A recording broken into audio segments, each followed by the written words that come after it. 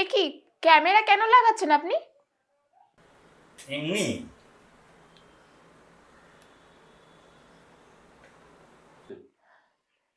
কিন্তু এমন তো কোনো কথা ছিল না আপনার সাথে। কথা তো আবার নতুন করে হতেই পারে, তাই নয় কি? কিন্তু আমি কিন্তু ক্যামেরার সামনে কিছু করতে পারবো না। বেশ, তোমার সঙ্গে নয় 2000 টাকার কথা হয়েছিল, সেখানে আমি নয় তোমাকে 10,000 টাকাই দেবো। আহ, দেখুন, ব্যাপারটা টাকার নয়। আমি ক্যামেরার সামনে কোনো কাজ করতে পারবো না। বন্ধ করুন, আগে বন্ধ করুন। আমি এখানে যেটা করতে এসেছি সেটা করুন। তারপর আমার অন্য অ্যাপয়েন্টমেন্ট আছে। আজকের সব অ্যাপয়েন্টমেন্ট ক্যান্সেল। আজকের সারা রাত আমি তোমার সাথে কাটাবো। না না, সেটা তো হবে না। আমার অ্যাডভান্স নেওয়া আছে। সেগুলো দিয়ে দিচ্ছি, ফিরিয়ে দাও, তাহলেই তো কোনো প্রবলেম নেই। কিন্তু কোনো কিন্তু না। আমি সমস্ত কাজই একটু সময় নিয়ে করতে ভালোবাসি, তাই আজকে পুরো রাত আমি তোমার সাথে কাটাবো। কিন্তু আমি ক্যামেরার সামনে কিছু করতে পারবো না। আপনি প্লিজ ওটাকে সরান। বেশ, 10,000 যদি কম হয় আমি নয় তোমাকে 50,000ই দেবো। 50,000? হ্যাঁ, টাকাটা এখানে কোনো ব্যাপারই না, কিন্তু যা হবে সব ক্যামেরার সামনেই হবে। ঠিক আছে। আহ, কিন্তু আচ্ছা, একটা কথা কি জানতে পারি? হ্যাঁ বলো। আপনি কি ব্লু ফিল্ম বানান? কেন? হঠাৎ তোমার এমন মনে হলো কেন? না, আপনি তো ক্যামেরা অন করে করতে চাইছেন, তাই আমার জানতে ইচ্ছা হলো। আচ্ছা, ব্লু ফিল্মে কি অনেক টাকা পাওয়া যায়, তাই জন্য 50,000 টাকা দেবেন? না না, আমি কোনো ব্লু ফিল্ম বানাই না। তাহলে ক্যামেরা কেন? ক্যামেরার কাজ হলো গল্প খোঁজা। ক্যামেরা নিজের লেন্স দিয়ে গল্প খুঁজে বেড়ায়। কোনো গল্প রঙিন, কোনোটা ধূসর, কোনোটা আবছা, আবার কোনোটা ঝলমলে রোদের মতো। তার মধ্যেও কিছু গল্প অন্ধকার গল্প থেকে যায়, ভীষণ অন্ধকার, স্যাঁতস্যাঁতে হিমশীতল কিছু গল্প। আমি আমার ক্যামেরার লেন্স দিয়ে সেই সবই গল্প খুঁজি।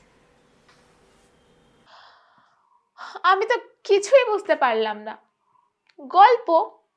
কিসের গল্প? আছে আছে, সবারই একটা করে গল্প থাকে।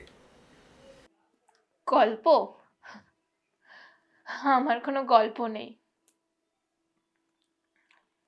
আমি হলাম একজন সিনেমার ডিরেক্টর, আমি গল্প বানাই, আর সেই সব গল্প সিনেমার পর্দায় ছুড়ে দিই মানুষদের দেখার জন্য। কোনোটা মানুষদের ভালো লাগে, কোনোটা খারাপ, কিন্তু আমি গল্প বানিয়ে যাই। এখন রিসেন্টলি আমার প্রডিউসার বলছে যে কল গার্লদের নিয়ে একটা গল্প বানাতে। অনেক ভেবেও তাই কিছু ভেবে উঠতে পারেনি, তাই তোমাকে ডেকে নিয়ে এসেছি তোমার কাছ থেকে গল্প ধার নেবো বলে। আমার গল্প শুনে আপনি কি করবেন? যেটা করতে এসেছি সেটাই করুন। আচ্ছা ঠিক আছে, আমার আলাদা কোনো টাকা লাগবে না, কিন্তু যেটা করতে এসেছি সেটাই করুন। আর আমাকে যেতে হবে। আমার চাই তোমার গল্প, ক্যামেরা থাকলে অন করা, আমি পাশে সরে যাচ্ছি। ধরে নাও এটাই তোমার জীবনের মঞ্চ। জীবনের মঞ্চে দাঁড়িয়ে তুমি তোমার গল্প বলে যাও, সেখানে আর কেউই থাকবে না, শুধু তুমি আর ক্যামেরার লেন্স।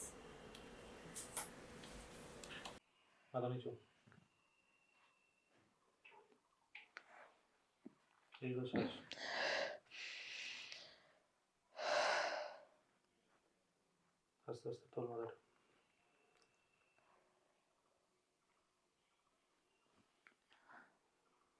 জন্ম কোথায় জানি না, থাকতাম একটা বেজন্মা আশ্রমে। কোনোদিন খেতে পেতাম, কোনোদিন পেতাম না। এভাবেই ধীরে ধীরে বড় হতে থাকলাম। পড়াশোনাও তেমন কিছু করা হয়নি। ওই টুকটাক কাজ করতাম আশ্রমের সব মেয়েরা মিলে। তারপর আস্তে আস্তে আমার 14 বছর হলো। যখন আমার 14 বছর হলো, আমি জানতে পারলাম এবার থেকে নাকি মাসে একবার করে ম্যানেজারের রুমে শুতে যেতে হবে। আমারও পালা এলো। আমি গেলাম, কিন্তু সেদিন ম্যানেজারের মেশিনে এক লাথি মেরে ওখান থেকে পালিয়ে আসলাম। তারপর পালিয়ে পালিয়ে আশ্রয় পেলাম একটা চায়ের দোকানে। ওখানে কাজ করতাম, তার বদলে ওরা থাকতে আর খেতে দিত। কাকার ছেলেও ছিল আমারই বয়সী। ওখানেই 5-6 বছর কেটে গেল আমার। তারপর একদিন জানতে পারলাম কাকার ছেলের নাকি পুলিশে চাকরি হবে, তারপর নাকি অনেক মাইনে হবে।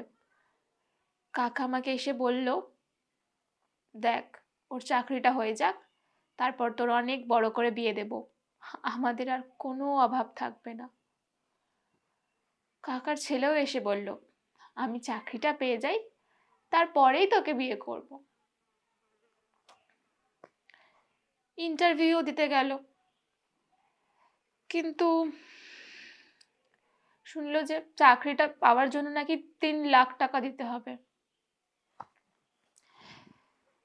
কাকার তো সেমন কোনো সম্পত্তিও ছিল না।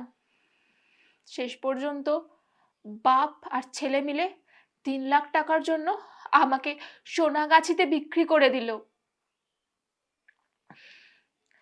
তারপর ওর চাকরিও হয়ে গেল, অনেক ধুমধাম করে ওর বিয়ে হলো।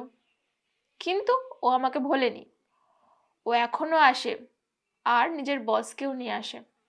ওর বসকে আমি খুশি করে দিই, আর তার বদলে ওর প্রমোশন হয়।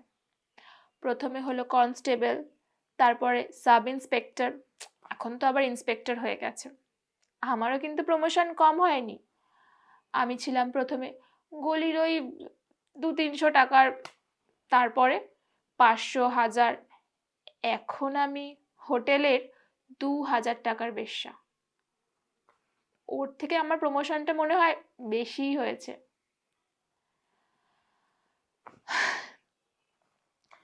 আসলে এই দুনিয়াটাই স্বার্থপর। এখানে সবাই নিজের স্বার্থ ছাড়া কিচ্ছু বোঝে না।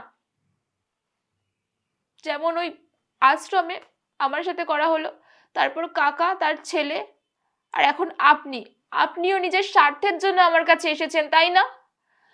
আপনার গল্পের জন্য মেয়ে লাগবে, তাই আপনি আমার কাছে এসেছেন। আমি জানি স্বার্থ ছাড়া কেউ মেশে না। আপনি পারবেন আমাকে ভালোবাসতে? কেউ কি আমাকে ভালোবাসতে পারবে? কিন্তু আজ আজ আমি আমার নিজের এই গল্প আপনাকে ফ্রিতেই দিয়ে গেলাম। আমার কোনো টাকা লাগবে না।